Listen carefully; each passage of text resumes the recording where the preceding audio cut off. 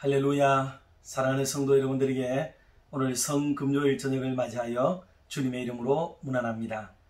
오늘 저녁에는 주님께서 남기신 마지막 교훈이라는 제목을 가지고 하나님 말씀을 나누도록 하겠습니다. 본문 말씀은 요한복음 13장 1절에서 11절까지의 말씀인데 제가 좀 빠른 속도로 봉독을 하겠습니다. 6월절 전에 예수께서 자기가 세상을 떠나 아버지께로 돌아가실 때가 이른 줄 아시고 세상에 있는 자기 사람들을 사랑하시되 끝까지 사랑하시니라. 마귀가 벌써 시몬의 아들 가룟 유다의 마음에 예수를 팔려는 생각을 넣었더라.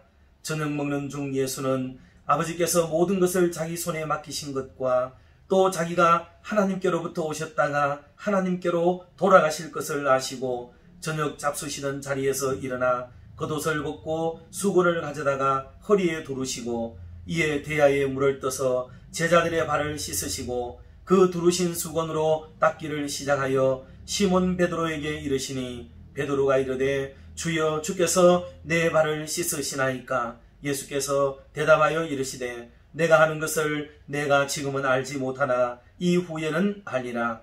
베드로가 이르되 내 발을 절대로 씻지 못하시리이다. 예수께서 대답하시되 내가 너를 씻어주지 아니하면 내가 나와 상관이 없느니라. 시몬 베드로가 이르되 주여 내 발뿐 아니라 손과 머리도 씻어 주옵소서. 예수께서 이르시되 이미 목욕한 자는 발밖에 씻을 필요가 없느니라. 온 몸이 깨끗하니라. 너희가 깨끗하나 다는 아니니라 하시니 이는 자기를 팔 자가 누구인지 아심이라. 그러므로 다는 깨끗하지 아니하다 하시니라. 아멘. 아시는 대로 오늘은 고난주간 중에 고난일에 해당이 되는 금요일입니다. 그래서 이날을 성금요일, 거룩한 금요일이라고 이름을 합니다. 주님께서 십자가를 지고 돌아가신 날이기 때문입니다.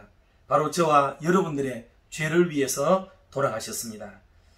우리는 주님의 이 엄청난 죽음의 사건 앞에 행동하고 생각하는 사람입니다.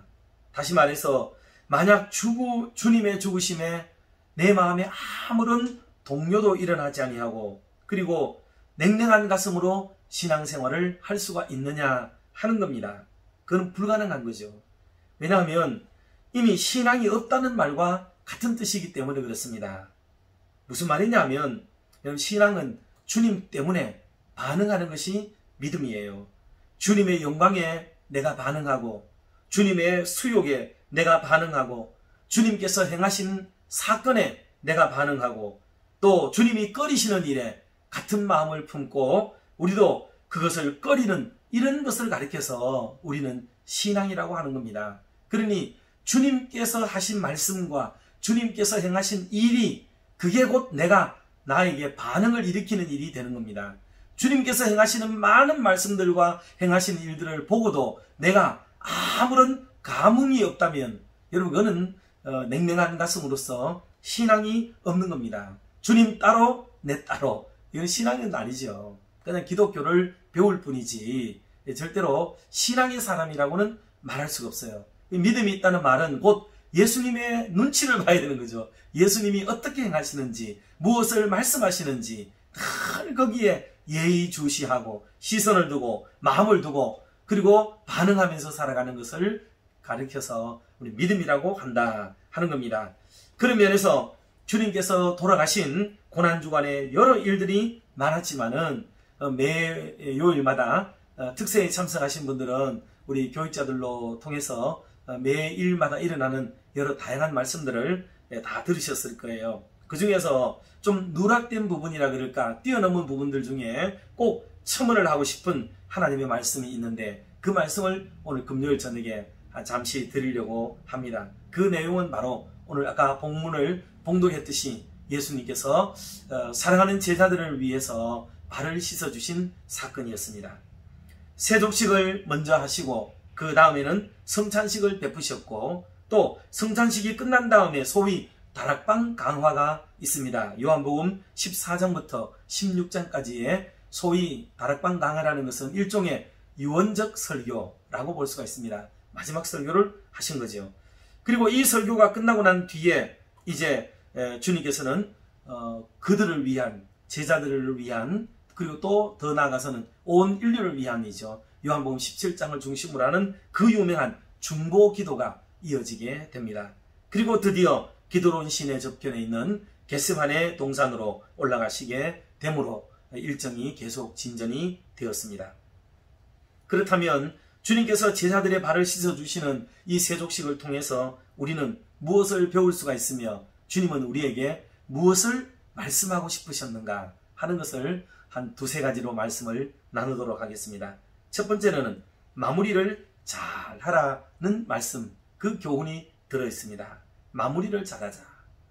주님께서도 이제 인생에 이 땅에서 오셨던 마무리를 지금 하시는 즈음이거든요. 참 우리가 살아가면서 시작이 얼마나 중요한지는 잘 알고 있습니다. 그런데 첫 단추를 잘못 끼면 뭐 많은 손실이 있고 돌아가는 길이 되잖아요. 곧바로 가도 될 길을 하염없이 돌아가고 다시 가야 되는 길은 단추를 잘못 끼었을 때 당하는 어려움이라고 볼 수가 있습니다. 그런데 이런 시작이 그렇게도 중요하다고 한다면 마무리도 그에 못지않게 중요합니다. 다 달려왔는데 마지막 한 번을 잘못해가지고 달려온 모든 걸음이 무의로 돌아가거나 참 마무리가 잘못되면 너무너무 아프잖아요. 그게. 그러므로 인생은 시작도 중요하고 달려가는 과정도 또한 중요하고 그리고 마무리도 참 그에 못지않게 중요하다는 사실을 우리는 알 수가 있습니다. 그래서 성숙한 성도들일수록 신앙의 이 균형, 밸런스를 잘 맞추어야 하는 겁니다. 항상 우리 강단이 강조하지만 어느 한편으로 어느 한쪽으로 이렇게 몰입되고 치심하고 막 빠져버리는 것, 여러분 이것은 건강한 신앙생활이 절대로 아니에요. 절대로 아닙니다. 때문에 균형 감각을 잘 가지고 어느 쪽에도 지나치게 치우치지 않도록 하는 게 참 중요하다고 볼 수가 있습니다. 주님도 그러셨잖아요. 좌로도 우로도 치우치지 마라 말씀했잖아요.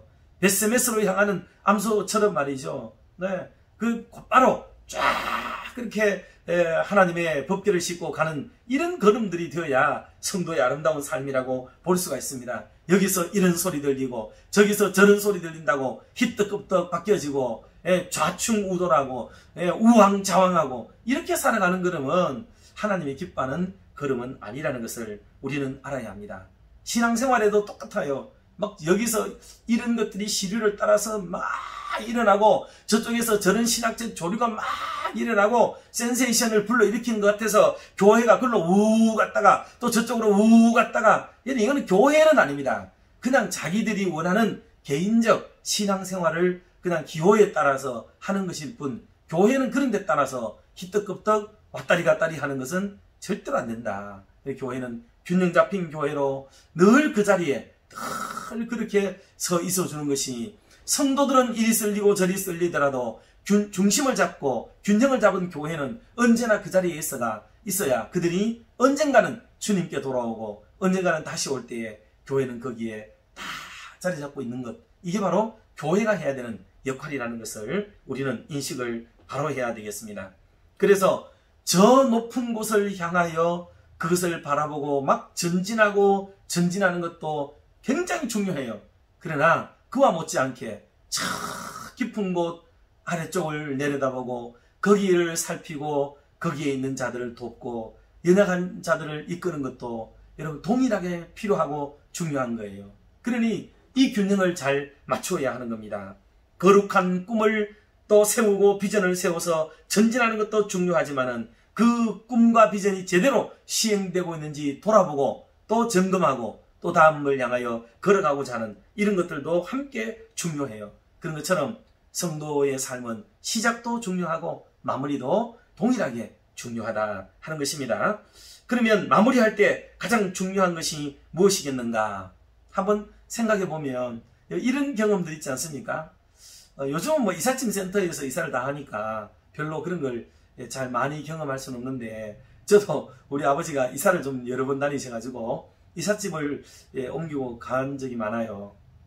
가보면 어떤 집은 말이죠, 막 엉망진창이에요. 엉망진창.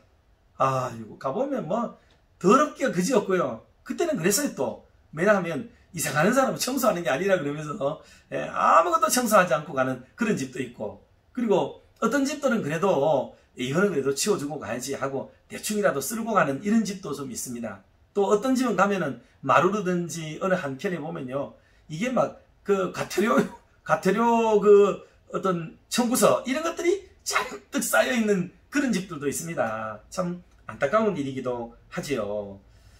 이사를 간 뒤에 주인집에서라든지 옆집에서 쫓아와가지고, 아이고 저 사람 이사 가고 나니까 속이 다 시원하다, 막 이렇게 묵은 때가 벗겨지고 알턴니가 빠진 것 같다, 이런 말을 하는 경우를 혹 들어보셨을 거예요. 그런데 어떤 집은 눈물을 흘리면서 가더라도 잊지 말고 편지 보내고 다음에 기회 되면 만나자, 여기 오면은 꼭 이 동네 오면은 들러야 돼, 이렇게 아쉬워하면서 보내는 그런 집도 있더라고요. 그러므로 사랑하는 성도 여러분, 우리의 인생의 마지막이 좋아야 됩니다.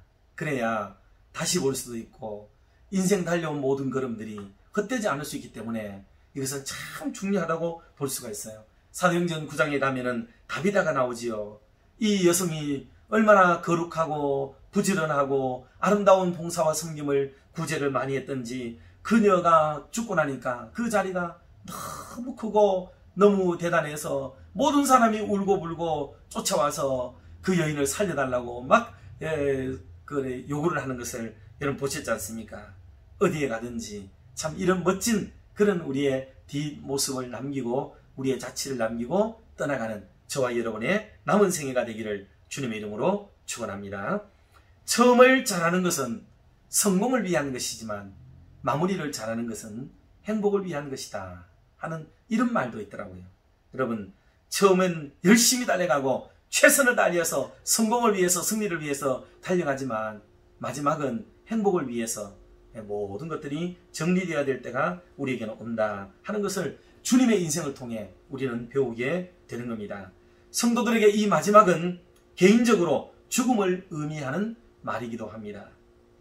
또한 주님께서 다시 오시는 재림의 순간, 재림을 기다리는 신앙을 의미하는 것이기도 합니다. 하여간 흔들림 없이 마무리를 잘 하는 그런 저와 여러분의 남은 신앙이 되기를 주님의 이름으로 축원합니다. 두 번째로는요, 끝까지 사랑하라 하는 교훈을 또 우리가 얻습니다. 주님께서 직접 말씀하셨지요.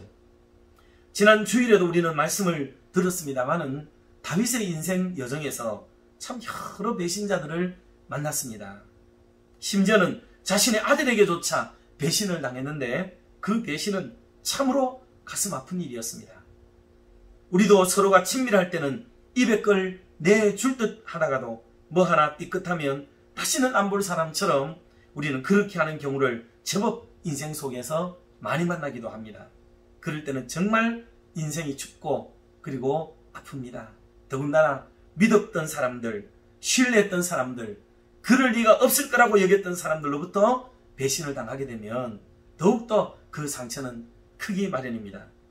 성경은 주님을 말씀할 때와 하나님을 표현할 때마다 이런 표현을 하면서 강조합니다. 처음과 나중이 되시고 시작과 끝이 되시고 알파와 오메가가 되신다. 그렇게 말씀하셨지요. 또 그 하나님은 변개치 않는 하나님이시고 흔들리지 않는 분이시라고, 회전하는 그림자조차도 없으신 분이라고 그렇게 말씀을 합니다. 하나님의 나라를 표현할 때도 언제나 흔들리지 않는 나라, 요동하지 않는 나라, 반석 위에 세운 나라, 영원부터 영원까지 있는 나라, 그 나라가 하나님의 나라라고 강조를 해옵니다. 무슨 표현입니까? 하나님의 나라나 하나님은 그냥 희떡껍떡 바뀌어지거나 손바닥 뒤집듯 한 하나님이 아니시고 쉽게 변하는 분이 아니시고 어떤 요동칠 일들이 생겨도 꿋꿋하게 지켜 이겨내시며 하나님의 나라를 그대로 유지해 나가겠다는 그런 놀라운 은총의 말씀이 아니고 무엇이겠습니까? 하나님의 속성을 이야기할 때도 너는 내 아들이라, 오늘 내가 너를 낳았도다, 내게 오는 자는 결단코 내어 쫓지 아니하리라, 내 아버지의 손은 마녀보다 크심에 아무도 아버지의 손에서 빼앗을 수 없다고 말씀을 하십니다. 틀림없는 하나님의 사람을, 또 하나님의 사람을 지켜내는 그 하나님의 성품을 찬양하는 말씀들이 아니고 무엇이겠습니까? 오늘 1절에도 돌아가실 때가 온 것을 아신 주님께서 제자들을 사랑하시되 끝까지 사랑하셨다. 그렇게 말씀했습니다. 가룟 유다처럼 주님의 품을 떠날 사람인데도 불구하고 주님은 그래도 끝까지 사랑해 주셨다는 거죠. 우리는 갈 사람을 사랑하지 않습니다. 뭐 곧 떠날 텐데 뭐 더 사랑해요. 정을 미리 끊어야 되고 다시는 안 볼 텐데 괜시리 뭐 더 잘해줄 것도 없고 뭐 다 그런 거 아니겠어요? 사람은 그렇습니다. 그러나 하나님은 마지막 순간까지 최선을 다해서 사랑한다 하는 말씀이죠. 믿음과 소망, 사랑, 이 세 가지는 항상 있을 것인데 그 중에 제일은 뭐라고요? 사랑이라 그랬습니다. 그러므로 우리도 주님을 본받아 끝까지 사랑하는 권속들이 다 되시기를 주님의 이름으로 축원합니다. 마지막 세 번째는 서로 사랑하라 그랬습니다. 서로 사랑하라. 발을 씻길 때 서로 씻겨줘라 그렇게 말씀했습니다. 여러분, 이게 성경의 특징이에요. 이건 언제나 성경은 서로 하라고 강조를 많이 해요. 뭐 한쪽만 죽어라 하라 이런 게 별로 없습니다. 늘 함께 하라, 같이 하라, 더불어 하라, 서로 하라. 어느 쪽이 높고 어느 쪽이 낮으니 낮은 쪽만 죽도록 해라. 여러분, 이건 성경에 가르침 없어요. 부부를 얘기할 때도 이게 뭐 우리 생각에는 아내만 죽도록 해라 아닙니다. 남편이 해야 될 역할을 다 얘기하고 있잖아요.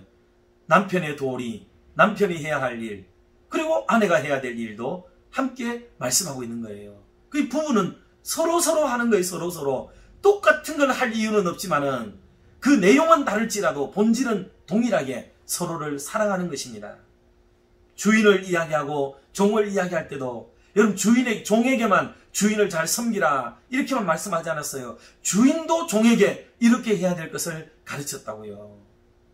선생된 자가 제자들에게 해야 될 것과 제자들이 선생에게 해야 될 것도 동일하게 같이 맥락에서 말씀을 하셨습니다. 남자와 여자를 말할 때도 남자가 높고 여자가 낮고라고 얘기를 하다기보다는 그 기능과 특성이 있기 때문에 남자는 여자에게 이렇게 하고 여자는 남자에게 이렇게 하라 말씀을 그렇게 했다는 것을 기억해야 돼요. 그러니 성경은 언제나 동등하게 이쪽 저쪽을 상호 보완하면서 하라 말씀을 하고 있는 겁니다. 오늘 14절 말씀에도 주님은 선생님으로서 제자들의 발을 씻기면서 너희들도 서로 발을 씻기는 것이 옳다고 가르쳤습니다. 그러므로 사랑하는 성도 여러분, 신앙을 가지면서 일방적인 것만 배워서는 안 돼요. 서로 해야 됩니다. 서로. 어느 누구도 대접만 받으려고 앉아 있어도 안 됩니다. 그건 바람직한 게 아니에요. 나는 뭐 다른 걸로 뭘 한다? 네, 아닙니다. 같은 마음으로 사랑을 해야 돼요. 일방적으로 사랑만 받는 것은 없습니다. 받으면 뭐라도 줘야죠. 줄 게 없으면 여러분, 줄 게 없을 수는 없어요. 기도를 해줄 수도 있고 마음을 줄 수도 있고 사랑을 줄 수도 있고 칭찬을 줄 수도 있고 그를 자랑하는 것도 해줄 수 있고 그를 세워주는 것도 해줄 수가 있고 무엇이라도 그를 위해서 주는 게 있을 수가 있습니다. 청년들이 똑똑하고 지혜롭고 싸근싸근하게 잘하고 그런 친구들이 있으면은 인사도 잘하고 잘 대접하는 사람이 있을 때 어른들이 똑같이 그렇게 해줄 수도 있지만 어른들은 어른들이 해줄 수 있는 것을 그에게 해줄 수가 있어요. 좋은 일터가 나오면은 소개해준다든지 좋은 혼처가 나오면은 소개해준다든지 그렇게 해서 가풍을 하는 거예요. 인생은 다 반드시 주고받게 돼 있는 거지 어느 한쪽만 주구장창 하는 건 없습니다. 교회가 환우들을 위해서 기도하고 사랑을 베풀 수 있습니다. 그럼 환우들은 아무것도 할 수 없나요? 아닙니다. 교회를 위해서 기도해야지요. 하나님의 사역을 위해서 기도해야지요. 그의 사랑을 드러내야 되죠. 칭찬을 해야 되죠. 여러분, 할 수 있는 게 많이 있습니다. 교회는 항상 서로 하는 것이지 일방으로 할 수 있는 게 없어요. 재난을 당한 분들, 환난을 당한 분들, 교회가 다 돌아볼 수 있습니다. 그러나 교회만 일방적으로 하는 건 없어요. 그것은 받은 사람도 교회에 순종하고 더 복종하고 더 사랑하고 더 열심을 내고 더 헌신을 할 수 있는 그런 기회를 얻도록 노력을 기울여야 되는 거지 일방은 없습니다. 일방은 반드시 쌍방이 서로 하라고 가르친 주님의 법을 우리는 지켜야만 되는 겁니다. 그래서 똑같은 것을 받은 대로 돌려줄 수는 없어도 다른 어떤 것이라도 거기에 상응하는 것들을 우리는 서로 베풀고 주면서 살아갈 수가 있는, 서로 사랑할 수 있는 그런 관계를 유지해가는 것이 성경적이라는 것을 기억을 해야 되겠습니다. 한쪽이 엎드려 섬긴다고 해서 태연하게 당연하게 시킴을 받는 것은 교회를 잘못 알고 있기 때문에 그런 것입니다. 교회는 무한한 사랑을 공급하는 곳이기도 하지만 교회의 구성원은 다 성도들이기 때문에 반드시 서로를 사랑하고 아끼고 그들의 수고를 기억해 주어야만 하는 것입니다. 사랑하는 성도 여러분, 이렇게 주님의 말씀을 따라서 우리 인생에도 곧 마지막이 온다는 것을 깨닫고 마무리를 잘하는 우리 성도님들 되시고, 또 우리가 사랑하는 바를 어기지 말고 배반하지 말고 또 끝까지 흔들림 없이 사랑하되 일방적으로만 사랑하는 것이 아니라 서로가 서로를 존중하며 배려하고 사랑해서 주님의 나라를 또 우리 가정 안에서, 우리 교회에서, 우리의 일터에서 이루며 행복한 삶을 살아가는 그런 저와 여러분 모두가 다 되시기를 주님의 이름으로 축원합니다. 기도하겠습니다. 은혜로우신 하나님 아버지, 감사합니다. 성금요일 저녁을 맞이하여 날 위해 피 흘려 돌아가신 주님의 십자가를 묵상하는 하루를 보내며 이 밤에도 다시 말씀 앞에 앉습니다. 하나님의 크신 사랑과 주님의 희생과 헌신이 아니었다면 우리는 어떻게 되었을까? 생각만 해도 끔찍하기 짝이 없습니다. 이 놀라운 은혜와 사랑을 우리가 받았으니 우리의 남은 생에도 주님이 본을 보여주신 것처럼 그런 인생 살다가 주님 앞에 의젓이 서도록 성령 하나님께서 매 순간을 붙들어 주시옵소서. 인생의 남은 날이 많은 줄 알았으나 순식간에 그 시간들이 지나가며 우리 각자는 남은 날을 계수해야만 할 입장에 섰습니다. 인생의 마무리를 잘 하도록 지혜와 은총을 주시옵소서. 남은 시간들을 소중히 여기며 살아가도록 인도해 주시옵소서. 남은 인생 살아갈 동안도 주님 말씀과 본을 보이신 것처럼 서로를 많이 사랑하되 배반하지 말고 배신하지 말고 배도하지 말고 배교하지 말고 한결같은 마음으로 사랑하며 살도록 연약한 저희들을 붙들어 주시옵소서. 아울러 일방적인 사랑만 기대하는 어리석음을 그치게 하시고 작은 것 하나라도 소중한 마음 한 자락이라도 베푼 자를 위한 기도의 한 줄이라도 얹어서 갚을 줄 알며 서로의 사랑이 되기를 힘써 지켜가는 복되고 은혜로운 믿음의 걸음들이 되게 하여 주시옵소서. 그리하여 우리 가정이 더욱 행복하게 하시고 우리 교회에 더욱 웃음이 가득하게 하시며 우리 성도들이 가는 곳곳마다 환하고 밝은 빛이 나는 인생들이 되게 하여 주시옵소서. 이 밤에도 우리와 함께 하시는 주님을 찬양하며 이 모든 말씀을 날 위해 십자가 지신 우리 주 예수 그리스도의 이름으로 기도드리옵나이다. 아멘. 사랑하고 축복합니다.